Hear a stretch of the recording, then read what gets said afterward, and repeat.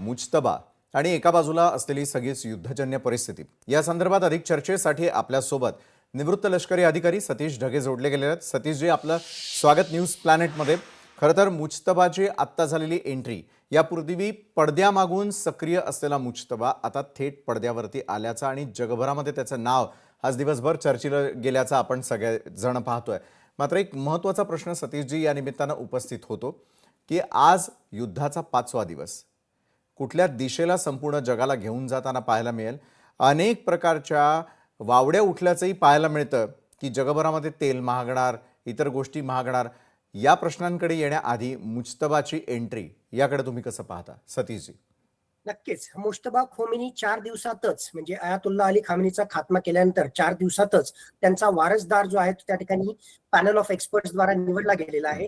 पहिला त्यातला मुद्दा यावरून स्पष्टपणे दिसतं की बाकी नावं असताना सुद्धा मुश्तबा खोमेनीचं नाव जर पुढे त्या ठिकाणी येत असेल तर याचा अर्थ IRGC इराणियन रिव्होल्युशनरी गार्ड कोरचा किती जबरदस्त पगडा तिथल्या निर्णय प्रक्रियेमध्ये त्या ठिकाणी आहे हे त्या ठिकाणी स्पष्ट होतं। एक दुसरी गोष्ट मुळातच जी आहे या धर्मसत्ताक राजपद्धतीमध्ये ज्याला आपण म्हणतो की सक्सेसर म्हणजे आयातुल्ला अली खामेनीचा मुलगाच पुन्हा जो आहे त्या सर्वोच्च पदावर जावं हे त्या ठिकाणी ऍक्सेप्टेड नाही। कारण या पद्धतीने जे आहे राजेशाही पद्धतीला विरोध केला होता, म्हणूनच 1979 ला जे आहे इस्लामिक रिव्होल्युशन त्या ठिकाणी झालं होतं। मग एकीकडे जे आहे राजेशाही पद्धतीला त्या ठिकाणी विरोध करायचा, राजपुत्र नको असं म्हणायचं, आणि दुसऱ्या बाजूला जे आहे आयातुल्ला अली खामेनीच्या मुलालाच या सर्वोच्च नेत्याच्या पदावर बसवायचा, हा कुठेतरी जो आहे कॉन्ट्राडिक्शन तिथल्या जनतेच्या समोर त्या ठिकाणी येणार आहे। तिसरी गोष्ट, अमेरिकेनं अधिकृत घोषणा त्या ठिकाणी केलेली आहे की जो पण कोणी या धर्मसत्ताक राजपद्धतीचा सर्वोच्च नेता असेल तो आमचा हाय व्हॅल्यू टार्गेट असेल। म्हणजे नक्कीच येणाऱ्या काही काळामध्ये अमेरिका याला सुद्धा टार्गेट करण्याचा प्रयत्न करतील।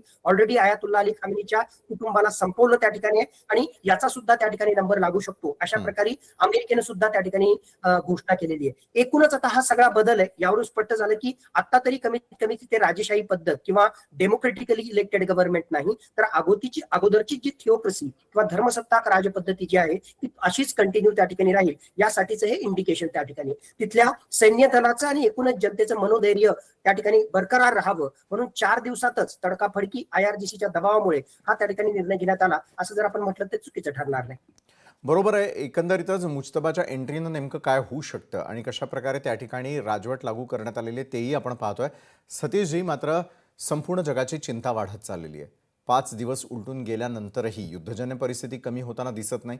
दुसरीकडे एक महत्त्वाचा मुद्दा ज्यावरती खरं तर तुमची दिलेली प्रतिक्रिया आम्ही महाराष्ट्राला दाखवलेली होती, ती म्हणजे भूकंपाचे धक्के आहेत की मग अण्वस्त्र चाचण्या त्या ठिकाणी आणखी काही केलं जाताना दिसतंय। मात्र त्याही पुढे जाऊन सगळी युद्धजन्य परिस्थिती पुढच्या काही काळामध्ये कुठल्या वळणावरती असेल, जगाला कुठल्या वळणावरती नेऊन ठेवेल?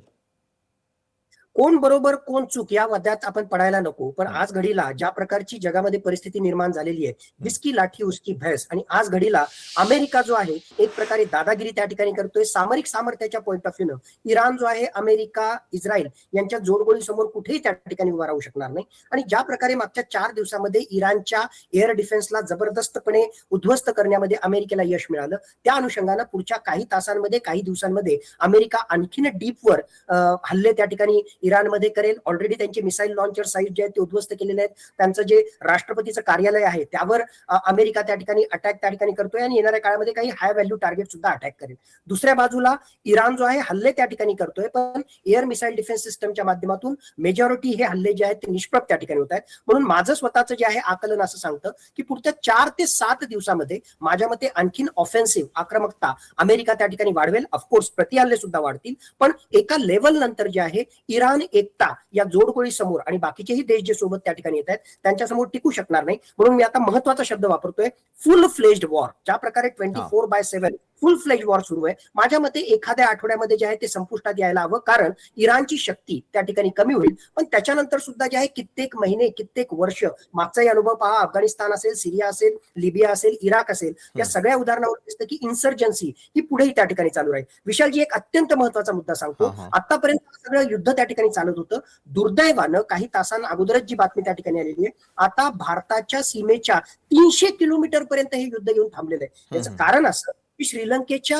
कोस्टवर, म्हणजे आपण जसं माहिती की गाले या श्रीलंकेच्या बंदरापासून हार्डली 300 किलोमीटर दूर एक इराणची नेव्हल शिप जी होती, युद्ध नौका जी होती, जी भारतामधून विशाखापट्टणम वरून मल्टीलॅटरल एक्सरसाइज वरून परत त्या ठिकाणी जात होती आणि तिथे त्या जहाजाला जे आहे म्हणजे या युद्ध नौकेला सबमरीन वॉरफेअरचा पार्ट म्हणून पाणबुडीच्या माध्यमातून अमेरिकेने जे आहे उद्ध्वस्त केलेलं आहे. वर्ल्ड वॉर 2 नंतर फक्त 4 घटना अशा घडल्या होत्या आणि त्यातली चौथी घटना म्हणजे इराणची ही शिप कुठे इराणच्या आसपास नाही, श्रीलंकेच्या जवळ अशा प्रकारची इराणची वॉरशिप उद्ध्वस्त करून टाकणं म्हणजेच भारताच्या 300 किलोमीटर जवळपर्यंत हे युद्ध त्या ठिकाणी येऊन ठेपलेलं आहे. हे नक्कीच भयानक आहे आणि भारताला इनडिरेक्टली आपल्या राष्ट्रीय सुरक्षिततेचा सुद्धा या युद्धाच्या अनुषंगाने विचार करावा लागणार आहे आणि बाकीच्याही वेगवेगळ्या गोष्टी भारताला सकारात्मक दृष्टीने पाहून कसं हे युद्ध थांबवता येईल, कारण त्याचा भारताच्या अर्थव्यवस्थेवर, भारताच्या सामरिक व्यवस्थेवर आणि एकूणच भूराजनीतीवर विपरीत परिणाम होणार आहे. म्हणून भारताला फक्त बघ्याची भूमिका घेऊन चालणार नाही,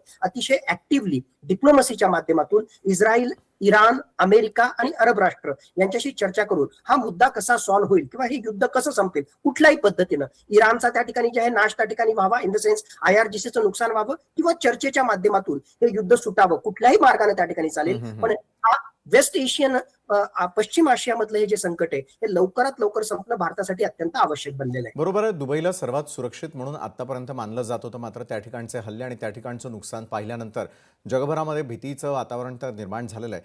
मात्र इकडे भारतामध्ये सर्वाधिक चिंता होतीये ती आता तेल साठा आपल्याकडे किती शिल्लक आहे, त्याचे दूरगामी परिणाम काय होताना दिसून येतील, इतर देशांचा त्यामध्ये होत असलेला सहभाग आणि एकंदरीतच भारताचा सुरू असलेला व्यापार, काय परिस्थिती भारतामध्ये निर्माण होऊ शकते. कारण अनेक ठिकाणी अनेक प्रकारचे जे आहेत ते वृत्त येताना पाहायला मिळतंय आणि त्यातून अनेक ठिकाणी चिंता व्यक्त केली जाऊ लागलेली आपल्याला सगळ्यांना पाहायला मिळते. मात्र त्या वृत्तांना फेटाळून प्रॅक्टिकल परिस्थिती भारतातली काय निर्माण होऊ शकते याविषयी मला आपल्याशी चर्चा करायची. सतीशजी, नक्कीच, म्हणजे आपण पाहिलं की 4च दिवसामध्ये जे आहे जागतिक हवाई वाहतुकीवर, त्याचबरोबर जागतिक पेट्रोलियमच्या पदार्थांच्या किमतीवर, नॅचरल गॅसेसच्या किमतीमध्ये जे आहे भरमसाठ वाढ झालेली आणि जर हे युद्ध चिघळलं तर नक्कीच त्याचा विपरीत परिणाम भारतावर सुद्धा होईल. पण ज्या प्रकारे सगळे आपण चित्र त्या ठिकाणी पाहतोय की पेट्रोल पंपवर जे आहे रांगाच रांगा त्या ठिकाणी लागलेल्या आहेत, कारण हे युद्ध त्या ठिकाणी पेटलेलं आहे. माझ्या मते भारत सरकारने स्पष्ट केलेलं आहे आणि खरोखरच आपल्याकडे कमीत कमी 7 आठवडे 45 दिवस पुरेल एवढा कंटिंजन्सी, एवढा रिझर्व्ह हा पेट्रोलियम पदार्थांचा आपल्याकडे ऑलरेडी आहे. म्हणून 1, 2, 4 दिवस जे आहे हे युद्ध लांबलं जरी तरी सुद्धा जे आहे इमिजिएटली सामान्य ग्राहकांना याची झळ त्या ठिकाणी पोहोचेल आणि पेट्रोलच्या किमती वाढतील असं नक्कीच त्या ठिकाणी होणार नाही. म्हणून ज्या प्रकारे पॅनिकी मोडमध्ये लोक पेट्रोल पंपवर रांगा लावून त्या ठिकाणी, माझ्या मते ते चुकीचं आहे. घाबरण्याची कुठलीही गोष्ट त्या ठिकाणी बरोबर हे खरं आहे की ज्या प्रकारे जे आहे आपल्या आयात निर्यातीवर म्हणा किंवा भविष्यामध्ये भारताच्या कृषी व्यवस्थेवर, कारण एक प्रकारे फर्टिलायझरच्या पॉईंट ऑफ व्ह्यूनं खताची मोठ्या प्रमाणामध्ये आयात आपण याच अरब राष्ट्रांमधून त्या ठिकाणी त्याच्यात करत असतो आणि बाकीच्याही गोष्टीनं जे आहे भारतावर विपरीत परिणाम होईल, भारताच्या अर्थव्यवस्थेवर विपरीत परिणाम होईल. पण हे तेव्हा शक्य आहे ज्यावेळेस हे युद्ध चिघळेल, हे युद्ध लांबेल. म्हणून मला वाटतं की हे युद्ध चिघळण्याच्या आधीच भारतानं जर ऍक्टिव्ह भूमिका घेतली तर हे सगळं त्या ठिकाणी टाळता येईल. म्हणजे इमिजिएटली भारतावर फार काही विपरीत परिणाम होईल आणि त्यामुळे भारताला घाबरून जायची गरज आहे का, त्याचं उत्तर नाही. पण हे युद्ध जर चिघळलं तर फक्त भारतावरच नाही जगावर तर विपरीत परिणाम होतोय आणि भारतावर सुद्धा जे आहे मग पेट्रोलच्या किमती त्या ठिकाणी असो, कृषी व्यवस्थेमध्ये जे फर्टिलायझर आपण इम्पोर्ट करणार आहे त्याच्या किमतीच्या संबंधित असो, हवाई वाहतूक त्या ठिकाणी असो, जलवाहतूक असो, आयात निर्यात असो, या सगळ्याच गोष्टींवर विपरीत परिणाम होईल. पण हे युद्ध चिघळलं तरच. बरोबर आहे सतीशजी. अफवांवरती विश्वास ठेवू नका, अशा प्रकारचं आवाहन आपण दोघेही मिळून आपल्या सर्व प्रेक्षकांना करूयात. दुसरीकडे जे जगभरामध्ये युद्धाचं सावट पसरलेलं आहे त्याचं इतिवृत्तांत रोज तुम्हाला आमच्या लोकशाही मराठी वाहिनीच्या माध्यमातून वेळोवेळी अपडेट्स आम्ही आपल्यापर्यंत पोहोचवणार आहोत. धन्यवाद सतीश ढगेजी, तुम्ही आमच्यासोबत जोडला गेलात आणि या संदर्भातलं विश्लेषण केलं त्यासाठी. लोकशाही मराठी ऐका, पहा, जागरूक रहा.